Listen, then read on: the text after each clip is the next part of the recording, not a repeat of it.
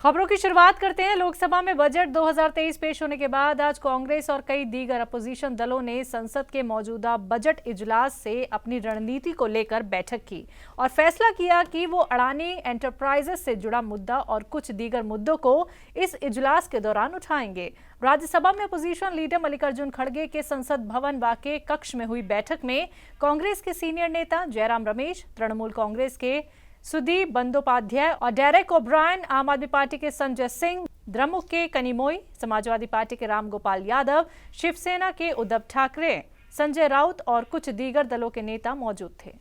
Budget इजलास के तीसरे दिन संसद की कार्रवाई शुरू होते ही अपोजिशन दलों के सांसदों ने हंगामा कर दिया। अपोजिशन के हंगामे के चलते लोकसभा और राज्यसभा संसद के दोनों सदनों की कार्यवाही मुलतवी करनी पड़ी। संसद की कार्रवाई मुअत्तल होने के बाद सदन से बाहर आए कांग्रेस के सदर मल्लिकार्जुन खड़गे ने प्रेस कॉन्फ्रेंस कर सरकार पर हमला बोला। हम सभी ने तय किया कि सदन में एक वॉइस में एक होकर जो आज करोड़ों लोगों का पैसा LIC में है, एक इसको बहुत सी रेप्यूटेड इंस्टीट्यूशन है और सभी लोग करोड़ों लोग उसमें इन्वेस्टमेंट करते हैं, पॉलिसी देते हैं, बच्चों के पढ़ाई के साथ वो लाइफ इंश्योरेंस भी करवा लेते हैं। तो ऐसे करोड़ों लोगों से संबंधित इंस्टीट्यूशन का पैसा आज बर्बाद हो गया। और दूसरी तरफ जो बैंक है SBI और दूसरे नेशनलाइज बैंक हो, उसमें भी गरीब लोग अपना पैसा रखते हैं और वो पैसा भी आज हर जगह डिस्ट्रीब्यूट किया जा रहा है, चंद कंपनियों को दिया जा रहा है।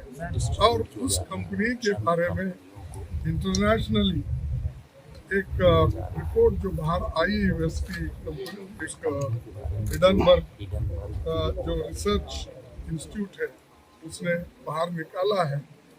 अब जब निकालते ही देश के अंदर जितने भी जिस कंपनी को इन्होंने पैसे दिए थे उस कंपनी के शेयर्स तो इतने गिर गए कि बहुत से लोगों को मूर्छा आया वहीं गिर सुनते ही। ऐसी स्थिति देश का ये सरकार ने बना के रखा है। और ये कौन कंपनी के मालिक है आपको तो मालूम है।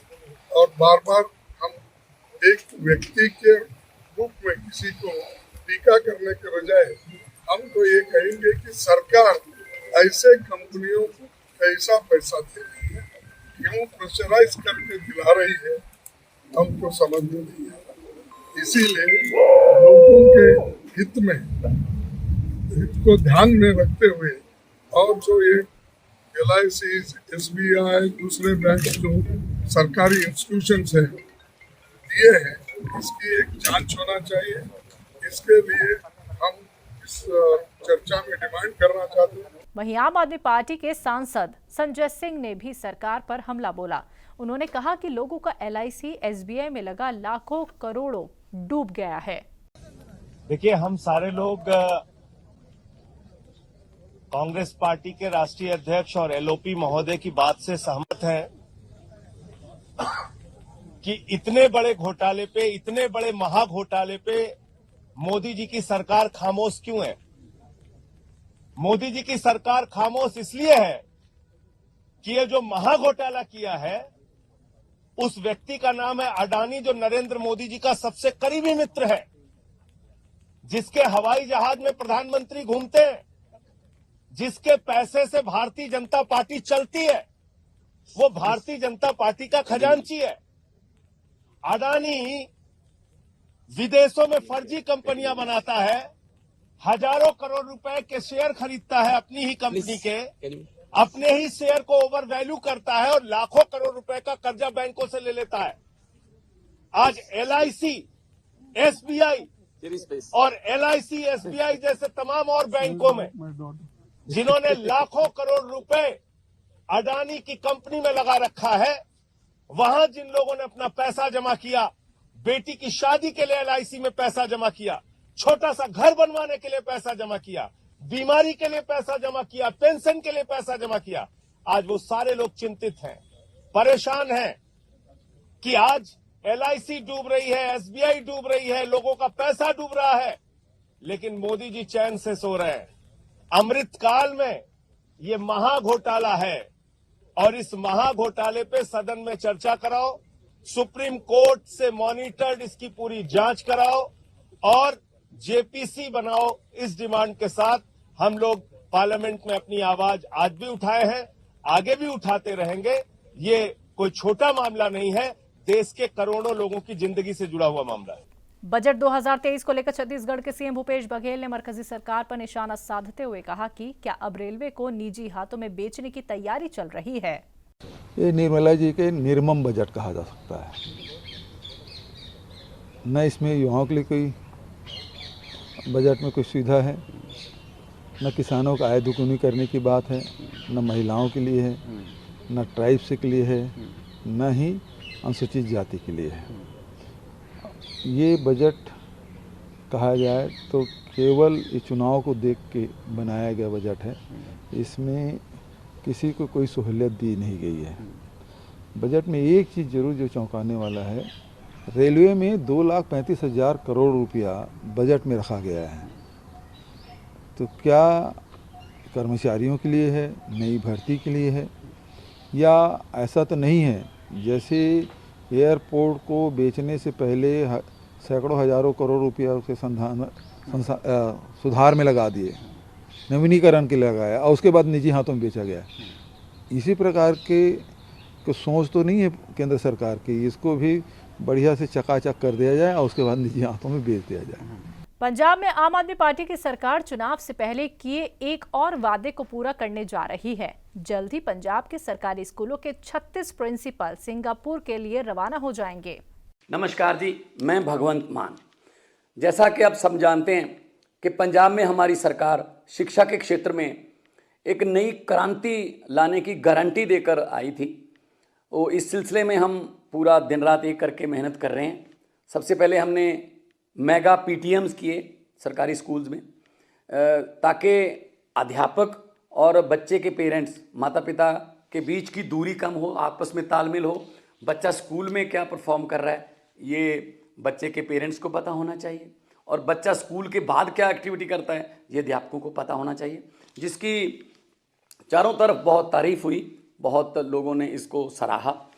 उसके बाद हम स्कूल ऑफ एमिनेंस लेके आ रहे हैं, ताकि बच्चे का जो माइंड है वो किस तरफ जा रहा है, बच्चे की रुचि क्या है, उसकी दिलचस्पी किस क्षेत्र में है, उसको उसी क्षेत्र की ट्रेनिंग दी जाए, ताकि वो अपनी मनपसंद का जो है चुनाव कर सके अपने करियर का। और जैसे कि कहते हैं कि अध्यापक जो होते हैं वो देश का भविष्य होते हैं, इसीलिए उनको नेशन बिल्डर कहा जाता है, कौम के निर्माता कहा जाता है। जब दिल्ली के क्रांतिकारी मुख्यमंत्री श्री अरविंद जी केजरीवाल और हमारी टीम पंजाब में इलेक्शन कैंपेन कर रहे थे, तब हम पंजाब के लोगों के साथ एक वादा भी कर रहे थे कि हम सरकारी अध्यापकों को, हेडमास्टर्स को, प्रिंसिपल्स को विदेशों में ले जाकर पढ़ाई के नए नए तरीके सिखाकर ट्रेनिंग दिलवा कर लाएंगे, ताकि वो यहाँ आकर अपने पंजाब के बच्चों को उसी तरीके से पढ़ाएं और बच्चों का जो भविष्य है वो सुनहरा बनाएं।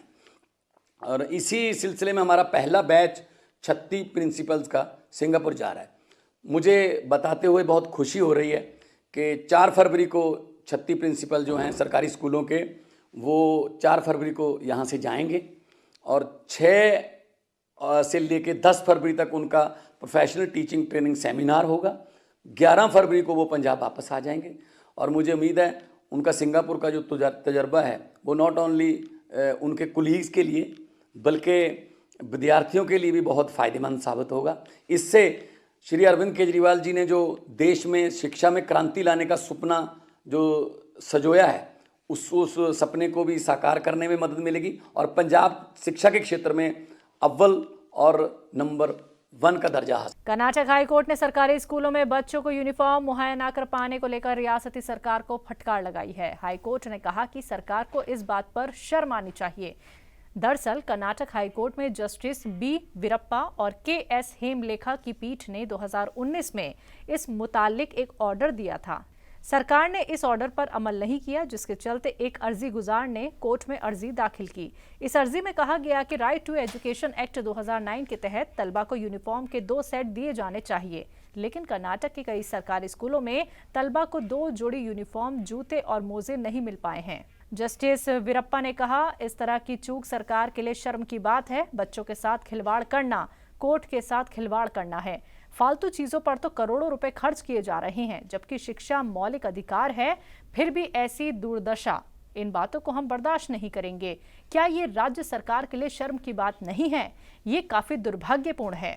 मधुबनी जिले में मुनक्किद नाई महासभा, कर्पूरी प्रोग्राम और जयंती में कई दिग्गज नेता शामिल हुए। इस दौरान कर्पूरी ठाकुर को याद कर उन्हें खराज अकीदत पेश की गई। मेहमानों ने कर्पूरी ठाकुर को गुलाए अकीदत नज्र किया। सभी मेहमानों ने प्रोग्राम में शिरकत कर कर्पूरी ठाकुर की जिंदगी पर रोशनी डाली और अपने ख्यालात का इजहार किया। किसी भी प्रकार का कोई लाभ नहीं देंगे। आप ये बताइए, आज के युग में संभव है?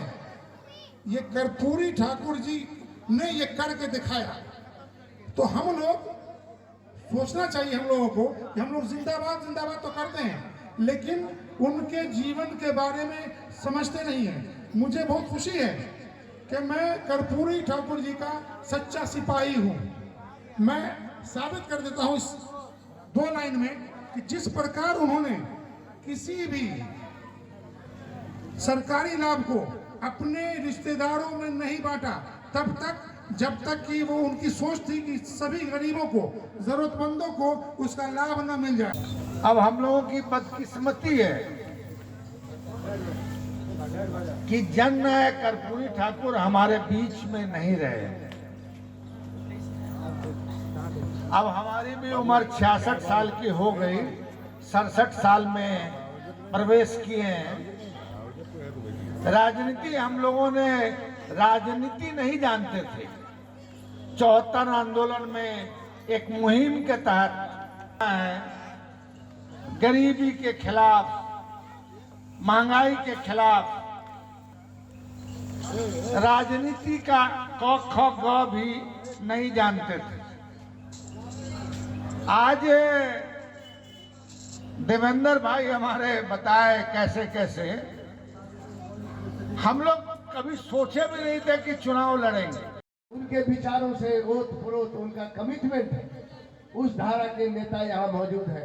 मैं समझता हूँ अब्दुल वारिस सिद्दीकी साहब 77 में जब पार्लियामेंट्री मिनिस्टर बने थे, आपको मालूम है उस समय ही मैंने 3 महीने के भीतर मैंने और जननायक कर्पूरी ठाकुर के लिए अब्दुल वारिस सिद्दीकी साहब, हम लोग 6 अब्दुल वारिस सिद्दीकी साहब भी थे, मैं भी था, रानी देवी थे, परवत्ता का नईम अख्तर भी था। मैं कितना नाम गिनाऊं, केवल स्मरण के लिए सिद्दीकी साहब को याद दिलाता हूं। मैंने सिद्दीकी साहब से कहा था कि आप मत इस्तीफा दो, हमको इस्तीफा देने दीजिए। रिकॉर्ड मत से फुल प्रास से जननायक कर्पूरी ठाकुर जीत कर जाएंगे। हमारे उनमें झगड़ा होता था इस्तीफा देने के लिए। वैसे महान हस्ती इस मंच पर मौजूद है, इसीलिए मैं उनके सामने में क्या बोलूं। हम लोगों को अपने में तकराहट हो रहा था कि हम इस्तीफा देंगे कि आप दोगे। ये दोस्ती हमारा है, कोई व्यक्ति हमको और सिद्दीकी साहब को अलग नहीं कर सकता है। चूंकि आइंदा सफर हज 2023 के लिए फॉर्म आने में ताखिर से हज के ख्वाहिशमंद लोगों में थोड़ी बेचैनी देखी जा रही है। ऐसे में लोग झारखंड हज कमेटी के दफ्तर से राब्ता कायम करके जानकारी हासिल कर रहे हैं। झारखंड हज कमेटी के सीईओ मोहम्मद जियाउल अंसारी ने तहजीब टीवी के जरिए लोगों से सब्र रखने की अपील करते हुए कहा कि इस ताल्लुक से मरकजी हज कमेटी से गाइडलाइन मौसूल होने के फौरन बाद उन्हें बाखबर किया जाएगा। 2023 के हज के लिए घोषणा हो चुकी है, बट सेंट्रल हज कमेटी ऑफ इंडिया मुंबई से अभी इस संबंध में कि क्या इसका प्रोसेस होगा और कैसे इसमें आगे बढ़ जाए, उस तरह से अभी कोई गाइडलाइन नहीं भेजा गया है। मुंबई हज कमेटी ऑफ इंडिया बहुत जल्द ही हम लोगों को गाइडलाइन भेजेगी और जो हज के ताल्लुकात जो भी चीज़ें हैं, ऑनलाइन आवेदन का, पैसा जमा करने का, वो सारी चीज़ें जो है वो हम लोग सभी को सर्कुलेट कर देंगे। हमारे डिस्ट्रिक्ट में भी जिम्मेदार लोग हैं हज से रिलेटेड, उनको भी हम लोग इन्फॉर्म कर देंगे और वो सारी चीज़ें जो हज यात्री होंगे वो उनको सुविधा या फिर जानकारी मुहैया कराएंगे। और कुछ इंक्वायरीज आ रही हैं क्या? हाँ, अभी स्टेट भर से इंक्वायरी आ रही है। लोग कह रहे हैं कि कब फॉर्म भराया जाएगा। तो मैं उनसे कहना ये चाहूँगा कि बहुत जल्द ही अल्लाह चाहे तो फॉर्म भराया जाएगा और जो भी चीज़ें हैं वो सारी चीज़ें समय में ही हो जाएगी। इसके लिए आप लोग आश्वस्त रहें और हम लोग बहुत जल्द ही हज के प्रोसेस को अंजाम देंगे।